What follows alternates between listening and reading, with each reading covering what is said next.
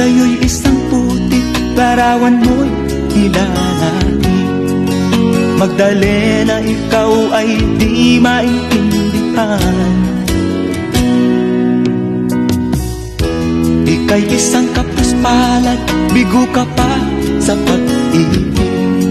Hindi ka nag-aral pagkat walang pera, kaya ika'y namasukan kung sa mabinihapad pa. Mula noon binansagan, kalapating mababa ang lipat. Hindi mo man ito nais, di kay walang magagawa, pagkat kailangan mo mabuhay sa mundo.